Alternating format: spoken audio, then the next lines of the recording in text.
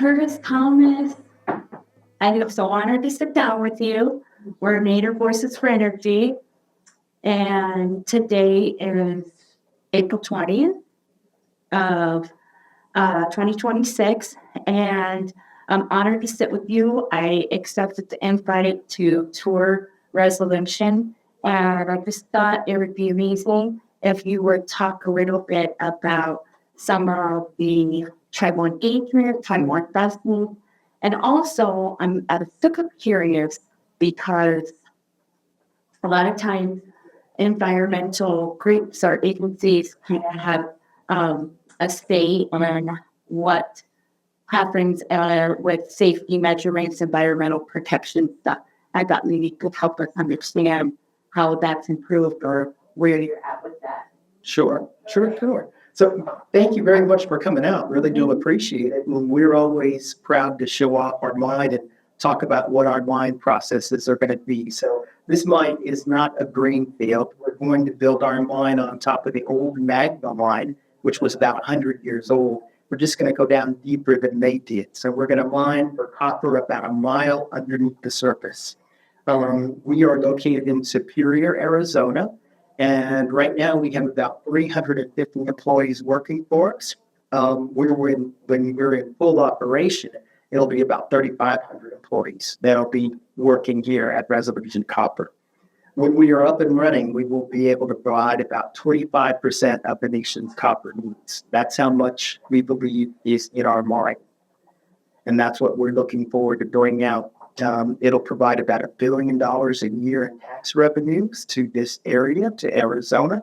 And again, provide employment for a lot of the people, including some of the people in the tribal lands, specifically San Carlos. If we could work with them, that would really help their unemployment rate. Right now, San Carlos tribe has about 70% unemployment.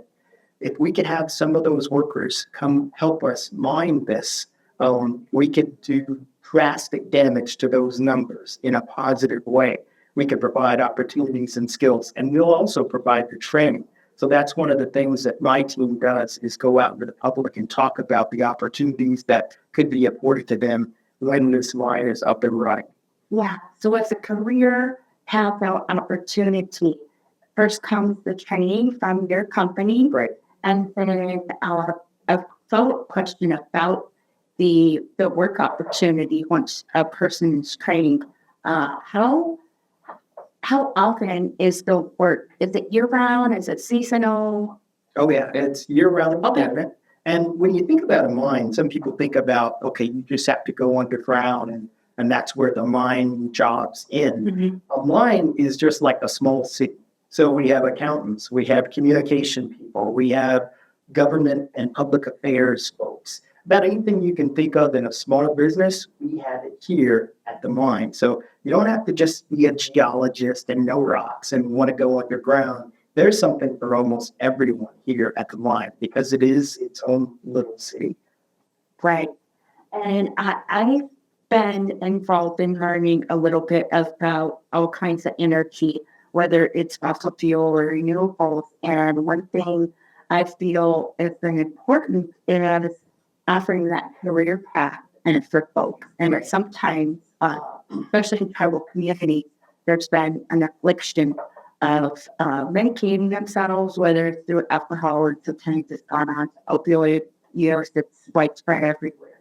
So when people are needing that healing and turning their lives around, what is the opportunities? I might be a little too stressful to get back into university, find a whole different career. But when you get the opportunity for training and really go into something, I feel it gives that hope, and it gives, like I feel, an opportunity to provide for yourself and your family with the wages that are offered. Because sometimes in my area, we're so rural, there's not really much. There's a little bit of hotel industry, maybe some smaller things, hospital and higher education career paths. So Sure. it's something that I relate to, I feel, as far as not necessarily copper mining, but you have some struggles and some controversy issues in our area regarding actually often.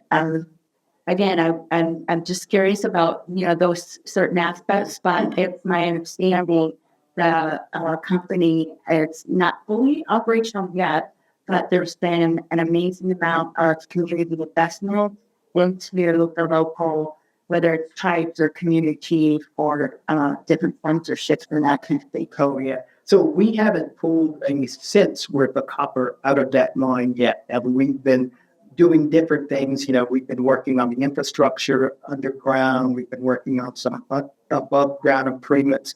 But we've spent almost $3 billion since we came out here to reopen this mine.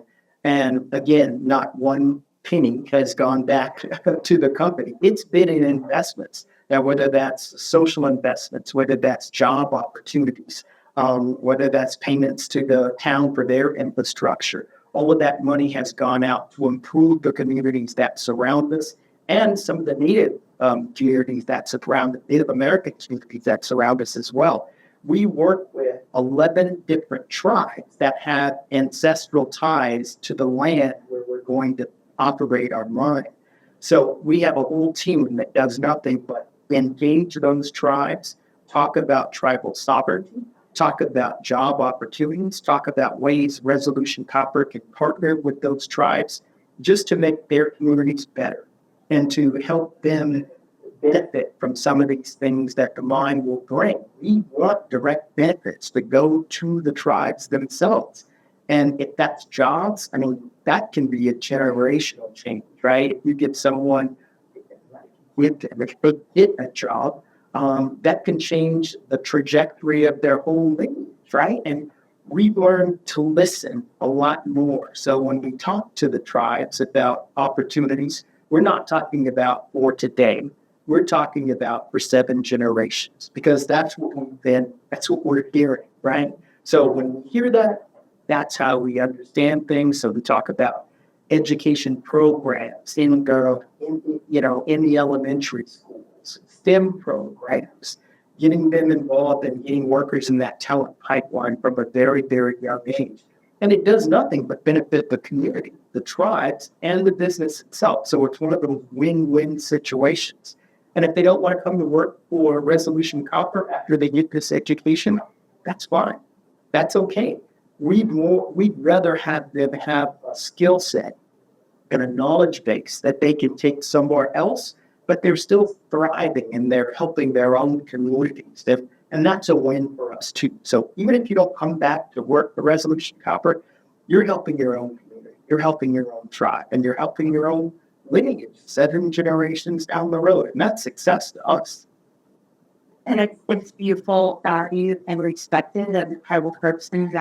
Actually, I should acknowledge our mix, but I do value some of those traditional, spiritual aspects of being from a tribe. And you mentioned with 7 generations born, it's extremely important to learn and look back on that's past, but it do right by the future 7 generations, but also kind of embrace what's happening with this present generation as well. And I was fortunate to be able to have a personal conversation before we sat down to have a conversation to be put on media. And I know your time is very valuable, and so I'm extremely humbled and honored that you were able to squeeze some time in.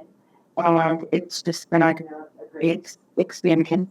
Lots of photos that I was able to take on the tour. And I appreciate you allowing me to have the tour, take a little bit of time with the fellows that to show us and share it with folks.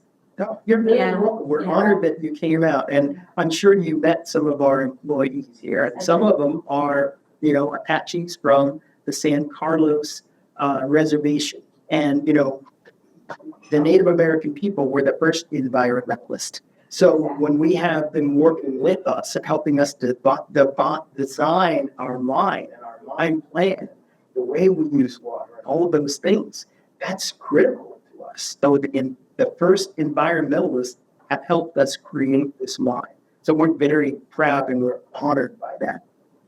Yeah, it goes both ways. And I was fortunate to get a still photo, so we'll be able to share their great faces with everyone. Excellent. Thank you so much. Thank you. I appreciate it. I And they appreciate don't like we say in quick chat, so that's the word we use for thank you. I appreciate it. Thank you very much. My pleasure.